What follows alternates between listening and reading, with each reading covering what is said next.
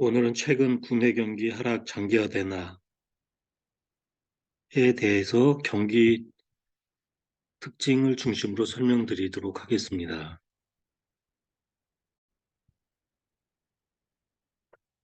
인플레이션 위기 이후 글로벌 경제가 장기 저성장에 빠질 우려가 확대되고 있습니다. 올해 세계 3분의 1이 경기 침체에 빠질 것, 인플레 통제를 위한 긴축 과정에서 미국이 L자형 침체에 빠질 우려, 인플레이션 진정 후 한국, 태국, 중국 등 인구 고령화 문제에 직면한 신흥국에서 장기 저성장 환경이 도래할 가능성을 배제할 수 없음. 특징 1. 경기 선행과 동행지수 간 시차가 길어지며 불확실성이 확대.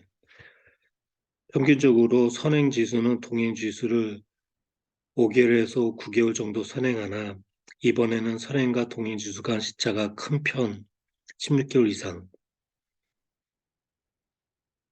1. 코로나 영향에 따른 공급망 차질로 예년보다 재고를 많이 쌓았고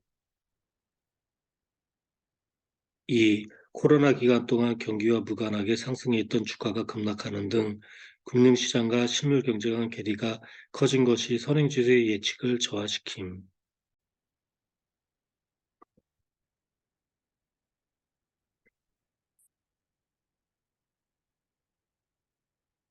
두 번째, 코로나 기간 동안 경기와 무관하게 상승했던 주가가 급락하는 등 금융시장과 실물경제 간 괴리가 커진 것이 선행지수의 예측력을 저하시킵니다.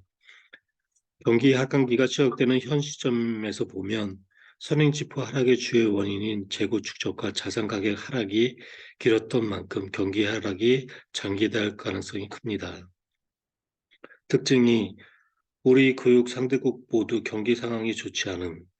우리 교육 상대국 중 일부만 경제 위기를 겪었던 과거 위기 때와 달리 금년에는 교육 상대국 모두 평년을 하회하는 성장 둔화가 예상됩니다.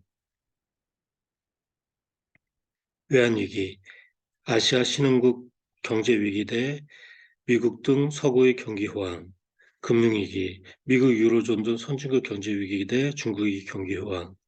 특징 3.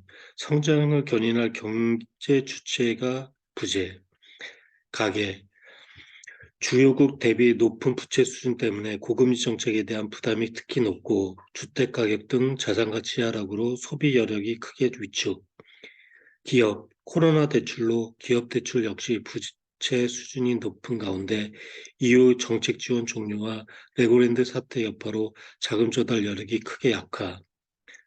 정부, 재정 건전성에 방점을 둔 예산안 편성으로 정부 주도의 성장 견인도 기대하기 어려운. 시사점, 불확실성 확대, 대내외 경기 상황 악화, 성장 견인 주체 부재 등으로 경기 하락이 장기화될 가능성이 높음.